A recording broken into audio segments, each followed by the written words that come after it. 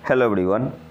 आज से हम लोग देखेंगे current affair mock test for Bihar Daroga 1799 post, BPSC AEDO, BSSC CGL. ये किसी भी स्टेट पीसीएस के लिए इंपॉर्टेंट है, लाइक अपकमिंग बीपीएससी 72। और आज का लेक्चर हमारा सेट नंबर 1 है। तो आते हैं पहले क्वेश्चन पे। सक्षम काउंटर अनमैन्ड एरियल सिस्टम किस संगठन द्वारा विकसित किया गया है? तो सबसे पहले तो आपको याद रखना है सक्षम क्या है, काउंटर अनमैन्ड एरियल सिस्टम है। और इसे किसने डेवलप किया है? तो Bharat electronics limited. Option D आपका यहाँ पे सही आंसर होगा। शॉर्ट में इसे बोलते हैं बेल, BEL। अब यहाँ से कुछ इंपॉर्टेंट पॉइंट देख लेते हैं। जो आपका सक्षम जो क्या है, काउंटर अनमैन्ड एरियल सिस्टम है, इसकी रेंज कितनी है? तो ज़मीन से 3000 मीटर ऊपर तक के हवाई क्षेत्र को शत्रुतापूर्ण मानव रहित हवाई प्रणालियों से मुक्त रखा जा सके। तो इसकी रेंज कितनी है सक्षम की? ज़मीन से 3000 मीटर ऊपर तक। इसके अलावा सक्षम क्या है? तो काउंटर अनमैन्ड एरियल सिस्टम है। किसने डेवलप किया है? भारत इलेक्ट्रॉनिक्स लिमिटेड, BEL ने। सक्षम का मतलब क्या हुआ? Saksham stands for situational awareness for kinetic soft and hard kill assets management. Saksham stands for situational awareness for kinetic soft and hard kill assets management.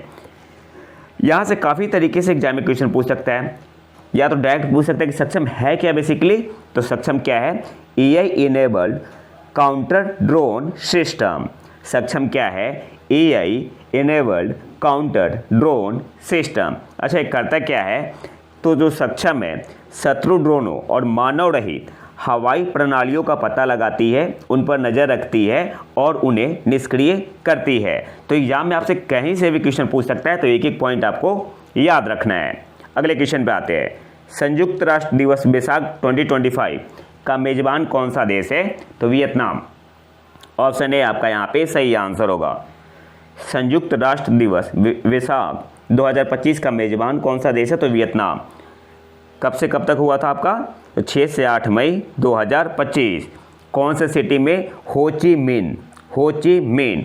विषय क्या था, थीम क्या था? मानव सम्मान के लिए एकजुटता और सहिष्णुता, विश्व शांति और सतत विकास के लिए बौद्ध ज्ञान। तो ये भी आपको याद रखना है। अगले क्वेश्चन पे आते हैं। हाल ही में किस संस्था ने दो आयामी स्तरित कमरे के तापमान वाले अल्ट्रामैग्नेट के पहले प्रायोगिक अवलोकन की सूचना दी है? तो ऑप्शन बी आपका यहाँ पे सही आंसर होगा। हांगकांग विज्ञान और प्रौद्योगिकी विश्वविद्यालय, शॉर्ट में इसे बोलते हैं HKUST। इसके अलावा ये जो आपका ब्रेक थ्रो है, इसमें जो रिसर्चर थे कहाँ से इंक्लूड थे? तो Songshan Lake Materials Laboratory and Southern University of Science and Technology. हालांकि इतना डीप में नहीं पूछेगा। अगले क्वेश्चन पे आते हैं। बैडमिंटन विश्व महासंघ सुदीर्मन कप 2025 किस देश ने जीता? चीन ने। सिंपली आपको याद रखना है, चीन ने। सुदीर्मन कप 2025 किस देश ने जीता? चीन। और सुदीर्मन कप किससे संबंधित है? तो बैडमिंटन से है। और चीन ने हराया किसे? तो चीन ने हराया था साउथ कोरिया को, रिपब्लिक ऑफ कोरिया को। अगले क्वेश्चन पे आते हैं। विश्व एथलेटिक्स चैंपियनशिप 2025 में भारत ने कुल कितने पदक जीते हैं? तो भारत ने कोई भी पदक नहीं जीता है। तो ऑप्शन सी आपका यहाँ पे सही आंसर होगा, 0। अच्छा, आपको बताना है कि नीरज चोपड़ा ने कौन सा मेडल जीता हुआ है विश्व एथलेटिक्स चैंपियनशिप में और कौन से ईयर में? वर्ल्ड एथलेटिक्स चैंपियनशिप 2025 कहाँ पे हुआ? तो जापान की राजधानी टोक्यो में। कब से कब तक हुआ? ये भी पूछ सकता है। 13 सितंबर से 21 सितंबर। भारत से कितने मेंबर गए थे? तो 19 सदस्यीय टीम थी भारत की। 19 मेंबर भारत की तरफ से गए थे, जिसमें 14 मेन, ये भी याद रखना है, और 5 वुमेन। 14 मेन एंड 5 वुमेन, ये भी आपको याद रखना है। इसके अलावा सबसे इंपॉर्टेंट नाम क्या है इसमें? जो वर्ल्ड एथलेटिक्स चैंपियनशिप 2025 हुआ, कहाँ पे हुआ? जापान की राजधानी टोक्यो में हुआ। कब से कब तक हुआ? 13 सितंबर से 21 सितंबर। भारत की तरफ से 19 सदस्यीय टीम थी, जिसमें 14 मेन थे और 5 वुमेन। इसके अलावा सचिन यादव जैवलिन थ्रो में चौथे स्थान पर रहे। ये बहुत ही इंपॉर्टेंट है, पूछ सकता है। सचिन यादव चौथे स्थान पर रहे। और इंपॉर्टेंट क्यों है? तो नीरज चोपड़ा 8वें स्थान में रहे थे फाइनल में। नीरज चोपड़ा 8वें स्थान पर रहे और सचिन यादव चौथे स्थान पे। इसके अलावा सर्वेश कुसारे, इन्होंने इतिहास रचा है। ये भी नाम इंपॉर्टेंट है, सर्वेश कुसारे। इन्होंने इतिहास रचा है। कैसे? By becoming the first Indian high jumper to qualify for the final of a world athletics championship. और एक कौन से स्थान पर रहे फाइनल में? तो ये 6ठे स्थान पर रहे। अब आपसे एग्जाम में क्वेश्चन पूछ सकता है कि पहले भारतीय हाई जंपर कौन है जिन्होंने क्वालिफाई किया वर्ल्ड एथलेटिक्स चैंपियनशिप के फाइनल के लिए? तो नाम क्या होगा? सर्वेश कुसारे। कौन से स्थान पे रहे फाइनल में? तो 6ठे स्थान पे रहे। और इनका बेस्ट क्या था? 2.28 मीटर। किस देश ने टॉप किया? अमेरिका ने टॉप किया। अमेरिका ने टोटल 26 मेडल जीते, इसमें 16 आपका गोल्ड था, 5 सिल्वर और 5 ब्रोंज। और दूसरे स्थान पे केन्या रहा था। ये इंपॉर्टेंट है, पहले पे आपका यूएसए रहा, दूसरे पे आपका केन्या रहा था। केन्या ने टोटल 11 मेडल जीते, जिसमें 7 गोल्ड था, 2 सिल्वर और 2 कांस्य ब्रोंज। अगले क्वेश्चन पे आते हैं। एशियाई एथलेटिक्स चैंपियनशिप 2025 में भारत कौन से स्थान पे रहा? तो एशियाई एथलेटिक्स चैंपियनशिप 2025 में भारत दूसरे स्थान पे रहा। ऑप्शन डी आपका यहाँ पे सही आंसर होगा। इसके अलावा क्या क्या याद रखना है? जो एशियाई एथलेटिक्स चैंपियनशिप 2025 हुआ, कहाँ पे हुआ? तो दक्षिण कोरिया के गुमी में। पहला पॉइंट, भारत ने टोटल 24 मेडल जीते। भारत कौन से स्थान पे रहा? दूसरे स्थान पे रहा। 8 आपका गोल्ड था, 8 स्वर्ण पदक, 10 आपका रजत और 6 कांस्य। टोटल कितने हो गए? 24। भारत ने टोटल 24 पदक जीते। एशियाई एथलेटिक्स चैंपियनशिप 2025 की बात हो रही है। भारत दूसरे स्थान पे रहा। 24 में 8 आपका स्वर्ण था, 10 आपका सिल्वर था और 6 आपका कांस्य पदक था। इसके अलावा अनिमेश कुजूर और पारुल चौधरी ने नए राष्ट्रीय रिकॉर्ड बनाए।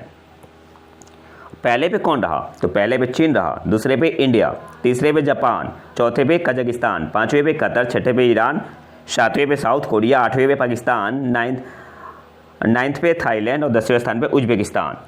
सबसे ज़्यादा मेडल चीन ने 26।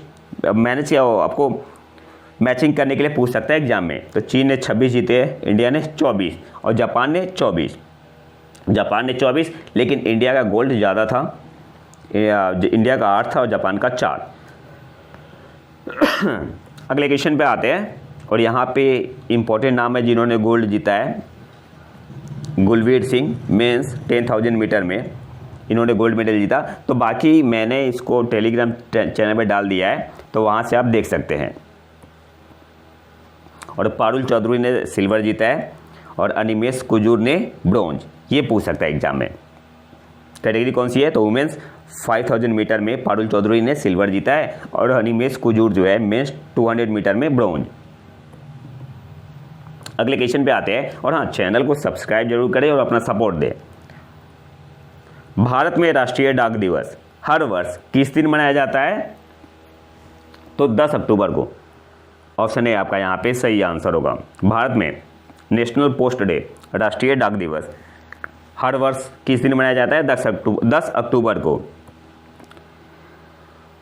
इसके अलावा भारतीय डाक विभाग, जिसे इंडिया पोस्ट के नाम से भी जाना जाता है, इसकी स्थापना 1854 में ब्रिटिश काल के दौरान लॉर्ड डलहौजी द्वारा की गई थी। अच्छा, एक चीज़ आपने नोटिस किया होगा, अब करेंट से जुड़ा स्टैटिक ज़्यादा पूछ रहा है एग्जाम में, तो आपको याद रखना है। जो आपका भारतीय डाक विभाग है, इसकी स्थापना 1854 में ब्रिटिश काल के दौरान लॉर्ड डलहौजी द्वारा की गई थी। और इसके अलावा एक होता है आपका, ये तो आपका नेशनल पोस्ट डे था, वर्ल्ड पोस्ट डे। इसे कब मनाते हैं? 9 अक्टूबर को। वर्ल्ड पोस्ट डे कब मनाते हैं? 9 अक्टूबर को। यूनिवर्सल पोस्टल यूनियन, इसकी स्थापना कब हुई थी? 1874 में। ऐसा पूछता है। यूनिवर्सल पोस्टल यूनियन UPU, इसकी स्थापना कब हुई थी? कब एस्टेब्लिश हुआ था? 1874 में। और इस साल की थीम क्या है वर्ल्ड पोस्ट डे की? तो लोकल सर्विस ग्लोबल रीच, ये याद रखना है। Hashtag post for people, local service, global reach. इसके अलावा जो डिपार्टमेंट ऑफ पोस्ट है, इन्होंने नेशनल पोस्टल वीक मनाया कब से कब तक? 6 अक्टूबर से 10 अक्टूबर 2025 की बात हो रही है। कौन सी ईयर की बात हो रही है? 2025 की। 6 अक्टूबर से 10 अक्टूबर 2025 तक। 6 अक्टूबर को क्या था? टेक्नोलॉजी डे, ये इंपॉर्टेंट है। 7 October financial inclusion day. 8 October philately and citizen centric services day. 9 October world post day और 10 अक्टूबर को क्या था? Customer day. तो ये भी इंपॉर्टेंट है। अगले क्वेश्चन पे आते हैं। विश्व पैरा एथलेटिक्स चैंपियनशिप 2025 में भारत के कौन से स्थान पे रहा? तो भारत इसमें 10वें स्थान पे रहा। ऑप्शन डी आपका यहाँ पे सही आंसर होगा। और ये हुआ कहाँ पे था? तो भारत में हुआ था। तो मेजबान देश कौन था? भारत में हुआ आपका। भारत कौन से स्थान पे रहा? भारत 10वें स्थान पे रहा। भारत ने टोटल मेडल कितने जीते? तो 22 पदक भारत ने जीते हैं। इसके अलावा जो 22 मेडल जीते हैं भारत ने विश्व पैरा एथलेटिक्स चैंपियनशिप 2025 जो कि भारत में हुआ था, नई दिल्ली में, तो 6 गोल्ड मेडल था आपका इसमें, 6 गोल्ड था, 9 आपका क्या था? सिल्वर था, रजत पदक, और 7 आपका ब्रॉन्ज यानी कांस्य पदक था। और कौन से स्थान पे रहा? 10वें स्थान पे रहा। और जो भारत का सर्वश्रेष्ठ प्रदर्शन था, जो पिछला एडिशन हुआ था 2024 में कोबे में, भारत ने हालांकि मेडल कम जीते थे, उसमें मेडल भारत ने जीता था 17, लेकिन 6ठे स्थान पे रहा था। और अगर मेडल के रिस्पेक्ट में देखा जाए तो इस बार का जो हुआ था, इसमें भारत ने अच्छा परफॉर्मेंस दिया मेडल के रिस्पेक्ट में। मेडल भारत ने 22 मेडल जीते, और पिछला जो संस्करण था भारत ने 17 मेडल जीते थे, लेकिन रैंक 6ठे स्थान पे था और इस बार 10वें स्थान पे है। तो ये पूछ सकता है, ये इंपॉर्टेंट है। पहले स्थान पे कौन रहा? फिर ब्राज़ील, इंपॉर्टेंट है। ब्राज़ील ने टोटल 44 मेडल जीते। दूसरे पे चीन, तीसरे पे ईरान, नीदरलैंड, चौथे पे, 5वें पे पोलैंड, 6ठे पे कोलंबिया, 7वें पे ग्रेट ब्रिटेन, 8वें पे इटली, 9वें पे यूएसए, 9th पोजीशन पे यूएसए और 10वें स्थान पे इंडिया। इंडिया ने 6 गोल्ड, 9 सिल्वर और 7 ब्रॉन्ज मेडल जीते। टोटल कितने हो गए? 22। अगले क्वेश्चन पे आते हैं। एग्री इनिक्स भारत सरकार के किस मंत्रालय द्वारा शुरू किया गया था? तो सही आंसर क्या होगा? ऑप्शन सी आपका यहाँ पे सही आंसर होगा, इलेक्ट्रॉनिक्स और सूचना प्रौद्योगिकी मंत्रालय। इसके अलावा यहाँ से और किस तरीके से क्वेश्चन आ सकता है स्टेट पीसीएस में, लाइक बीपीएससी, यूपी पीसीएस? तो जो एग्री इनिक्स है, इलेक्ट्रॉनिक्स और सूचना प्रौद्योगिकी मंत्रालय का एक राष्ट्रीय कार्यक्रम है, जिसमें कृषि और पर्यावरण क्षेत्र में प्रौद्योगिकियों के अनुसंधान, विकास, परिनियोजन, प्रदर्शन और व्यावसायिकीकरण शामिल है। और इस कार्यक्रम का क्रियान्वयन सीडेक कोलकाता द्वारा नोडल एजेंसी के रूप में किया जा रहा है। ये भी इम्पोर्टेंट है, जिसमें शैक्षणिक संस्थानों, अनुसंधान एवं विकास प्रयोगशालाओं और उद्योगों की एजेंसियां भाग ले रही है। तो ये सब याद रखना है, कहीं से भी क्वेश्चन पूछ सकता है कौन कौन भाग ले रही है। अगले क्वेश्चन पे आते हैं। द्रव्य पोर्टल किस संगठन की पहल है? तो ऑप्शन बी आपका यहाँ पे सही आंसर होगा, केंद्रीय आयुर्वेदिक विज्ञान अनुसंधान परिषद। केंद्रीय आयुर्वेदिक विज्ञान अनुसंधान परिषद, शॉर्ट में से बोलते हैं CCRAS। इसका मतलब क्या हुआ? Central council for research in Ayurvedic sciences. और द्रव्य पोर्टल का मतलब क्या हुआ? ये भी आपसे एग्जाम में पूछ सकता है। द्रव्य का मतलब क्या हुआ? Digitised retrieval application for versatile yard stick of AYUSH. Dravya stands for digitised retrieval application for versatile yard stick of AYUSH Dravya. और बेसिकली है क्या, इस पोर्टल का उद्देश्य क्या है? तो द्रव्य पोर्टल का उद्देश्य 100 प्रमुख औषधीय पदार्थों की जानकारी सूचीबद्ध करना है और सटीकता और प्रामाणिकता सुनिश्चित करने के लिए एक समर्पित एंट्री सॉफ्टवेयर के माध्यम से डेटा को निरंतर अपडेट किया जाएगा। अगले क्वेश्चन पे आते हैं। प्लूटोनियम प्रबंधन और निपटान समझौता PMDA का मतलब क्या हुआ? Plutonium management and disposition agreement. Plutonium प्रबंधन और निपटान समझौता संयुक्त राज्य अमेरिका और किस देश के बीच एक समझौता है? तो ये आपका USA और रूस के बीच है। तो ऑप्शन ए आपका यहाँ पे सही आंसर होगा। और ये एग्रीमेंट अच्छा न्यूज़ में क्यों है, आपका जो PMDA एग्रीमेंट है ये आपका न्यूज़ में क्यों है, तो ये आपका रसिया विड्रॉ कर रहा है इस एग्रीमेंट से, और ये कब साइन हुआ था 2000 में, ये भी इंपॉर्टेंट है, ये यूपीएससी से पूछ सकती है, कब हुआ था साइन 2000 में। अगले क्वेश्चन पे आते हैं, PM कुसुम योजना का नोडल मंत्रालय कौन सा है, तो कौन सा है, नवीन और नवीकरणीय ऊर्जा मंत्रालय। ऑप्शन बी आपका यहाँ पे सही आंसर होगा। इसके अलावा यहाँ से कुछ इंपॉर्टेंट पॉइंट देख लेते हैं। केंद्र सरकार अंतर्राष्ट्रीय सौर गठबंधन मंच के माध्यम से अफ्रीकी और द्वीपीय देशों को PM कुसुम प्रधानमंत्री किसान ऊर्जा सुरक्षा एवं उत्थान महाअभियान, कुसुम का मतलब हुआ, योजना से परिचित कराने की योजना बना रही है। और जो PM कुसुम योजना है यह 2019 में किसानों को ऊर्जा और जल सुरक्षा प्रदान करने और उनकी आय बढ़ाने के लिए शुरू की गई थी। अब देखो यहाँ से एक और क्वेश्चन बन सकता है कि जो PM कुसुम योजना है इसका ऑब्जेक्टिव क्या है, उद्देश्य क्या है, मोटिव क्या है, तो किसानों को ऊर्जा और जल सुरक्षा प्रदान करने और उनकी आय बढ़ाने के लिए शुरू की गई थी। तो ये तीनों पॉइंट आपको याद रखना है। इसका उद्देश्य कृषि को डीजल मुक्त बनाना और पर्यावरण प्रदूषण को कम करना भी है। तो ये सारे इंपॉर्टेंट पॉइंट है। इसके अलावा मार्च 2026 तक 34,800 मेगावाट सौर क्षमता जोड़ने का लक्ष्य है। तो ये आपको याद रखना है। अगले क्वेश्चन पे आते हैं, हाल ही में किस देश को मई 2025 में अपने राजकोषीय सुधारों और आर्थिक स्थिरता का समर्थन करने के लिए भारत से $50 मिलियन का सरकारी ट्रेजरी बिल प्राप्त हुआ, तो मालदीव। ऑप्शन डी आपका यहाँ पे सही आंसर होगा। अगले क्वेश्चन पे आते हैं, डॉक्टर सुब्बाना अयप्पन जिनका हाल ही में निधन हो गया, इन्होंने भारत में किस क्रांति में महत्वपूर्ण भूमिका निभाई थी, तो ब्लू रिवॉल्यूशन, नीली क्रांति। ऑप्शन ए आपका यहाँ पे सही आंसर होगा। इनके अलावा और कुछ इंपॉर्टेंट पॉइंट देख लेते हैं। ये फॉर्मर डायरेक्टर जनरल थे किसका, Indian council of agricultural research, ICAR। नाम क्या था, डॉक्टर सुब्बाना अयप्पन।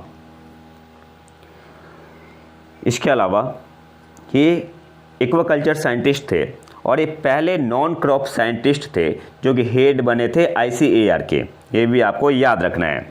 और यह जो डॉक्टर सुब्बाना अयप्पन है ये एक्वाकल्चर साइंटिस्ट थे और फर्स्ट नॉन क्रॉप साइंटिस्ट थे जो कि हेड बने थे ICAR का। इसके अलावा ये डायरेक्टर भी रहे थे किसका, central institute for fresh water aquaculture, और चेयरमैन रहे थे national accreditation board for testing and calibration laboratory. और इन्होंने किस में भूमिका निभाई थी, ब्लू रिवॉल्यूशन में। और इन्हें पद्मश्री से कब सम्मानित किया गया था, 2022 में। पद्मश्री से कब सम्मानित किया गया था, 2022 में। अब थोड़ा ICAR के बारे में देख लेते हैं। Indian council of agricultural research, ये आपका क्या है, ऑटोनोमस ऑर्गेनाइजेशन है, ये याद रखना है। किसके अंडर आता है, तो under the department of agricultural research and education, DARE, ministry of agriculture and farmers welfare. इसे पहले किस नाम से जानते थे, तो imperial council of agricultural research, ये भी याद रखना है। पहले किस नाम से जानते थे, imperial council of agricultural research. कब एस्टेब्लिश हुआ था, 16 जुलाई 1992, और इसका हेडक्वार्टर कहाँ पे है, नई दिल्ली में है। सारे इंपॉर्टेंट पॉइंट है। अगले क्वेश्चन पे आते हैं, किस संगठन ने अंतर्राष्ट्रीय नर्स दिवस पर state of the world nursing 2025 report जारी की, WHO ने। ऑप्शन बी आपका यहाँ पे सही आंसर होगा। अब यहाँ से आपको क्या याद रखना है, सबसे पहले state of the world nursing 2025 report किसने जारी की, वर्ल्ड हेल्थ ऑर्गेनाइजेशन, विश्व स्वास्थ्य संगठन है। अब इसमें इंपॉर्टेंट पॉइंट क्या क्या है, तो हाल ही में WHO ने अंतर्राष्ट्रीय नर्स दिवस पर विश्व नर्सिंग की स्थिति 2025 रिपोर्ट जारी की।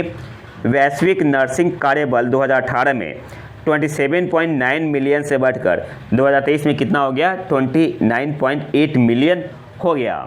वैश्विक नर्सिंग कार्यबल 2018 में कितना था, 27.9 मिलियन, 2023 में बढ़े कितना हो गया, 29.8 मिलियन हो गया। ये इंपॉर्टेंट पॉइंट है। अब ऐसा ही एग्जाम में क्वेश्चन आ रहा है, खासकर स्टेट PCS में। इसके अलावा जो वैश्विक नर्स जनसंख्या अनुपात है कितना है, 37.1 प्रति 10,000, प्रति 10,000 पे। जो वैश्विक नर्स जनसंख्या अनुपात है कितना है, 37.1 प्रति 10,000। तथा यूरोप में अफ्रीका और पूर्वी भूमध्य सागर की तुलना में 5 गुना अधिक नर्सें हैं। और अगर भारत की बात की जाए तो वैश्विक नर्स जनसंख्या अनुपात 37.1 है प्रति 10,000। भारत में कितना है? तो भारत में प्रति 1000 व्यक्तियों पर केवल 1.9 नर्स है, जो विश्व स्वास्थ्य संगठन की प्रति 1000 पर 3 की सिफारिश से कम है। ये इम्पॉर्टेंट है, काफ़ी इम्पॉर्टेंट है। इसके अलावा इंटरनेशनल नर्स डे कब मनाते हैं? 12 मई को। और 2025 की थीम क्या है? Our nurse our future. तो ये इम्पॉर्टेंट है, आने वाले किसी न किसी एग्जाम में यहाँ से पूछेगा। अगले क्वेश्चन पे आते हैं। अंतर्राष्ट्रीय परिवार दिवस, इंटरनेशनल फैमिली डे, हर वर्ष किस दिन मनाया जाता है? 15 मई। ऑप्शन सी आपका यहाँ पे सही आंसर होगा। 2025 की थीम क्या है? Family oriented policy for sustainable development towards the second world summit for social development. हालांकि थीम नहीं पूछेगा क्योंकि बहुत ही बड़ा है। अगले क्वेश्चन पे आते हैं। कौन सा दक्षिण अमेरिकी देश मई 2025 में चीन के बेल्ट एंड रोड इनिशिएटिव में शामिल हो गया है? तो मई 2025 में आपका कोलंबिया शामिल हुआ था। ऑप्शन ए आपका यहाँ पे सही आंसर होगा। अगले क्वेश्चन पे आते हैं। किस पूर्वोत्तर राज्य ने डिजिटल परिवर्तन और नागरिक जुड़ाव को बढ़ावा देने के लिए अंकिता नामक अपनी तरह की पहली एआई एंकर की शुरुआत की है? तो अंकिता क्या है? एआई एंकर है। किस राज्य ने इसे शुरू किया है? तो असम ने। ऑप्शन ए आपका यहाँ पे सही आंसर होगा। और जो एआई एंकर अंकिता है क्या करेगी? शेयर करेगी कैबिनेट डिसीजन को। अगले क्वेश्चन पे आते हैं। भारत के बहादुरों को सम्मानित करने के लिए संस्कृति मंत्रालय द्वारा शुरू किए गए अभियान का नाम क्या है? एक देश एक धड़कन। ऑप्शन डी आपका यहाँ पे सही आंसर होगा। कौन से मंत्रालय ने शुरू किया है? संस्कृति मंत्रालय ने। क्यों? भारत के बहादुरों को सम्मानित करने के लिए। और आखिरी क्वेश्चन पे आते हैं। किस देश ने गोल्डन डोम रक्षा प्रणाली शुरू की है? अमेरिका ने। ऑप्शन ए आपका यहाँ पे सही आंसर होगा। और इस पे खर्चा कितना है? 175 अरब डॉलर। 175 अरब डॉलर। और इस कार्यक्रम का नेतृत्व कौन करेगा? तो अमेरिकी अंतरिक्ष बल के जनरल माइकल गुएटलिन। तो ये तो हमारा आज का लेक्चर। अगर आपको इसका पीडीएफ चाहिए तो आप हमारे टेलीग्राम चैनल प्रतीक IQ करंट अफेयर को ज्वाइन कर सकते हैं। और अगर वीडियो पसंद आए तो लाइक करें और चैनल को सब्सक्राइब जरूर कर ले। मिलते हैं नए वीडियो में नए टॉपिक के साथ। तब तक के लिए नमस्कार, जय हिंद।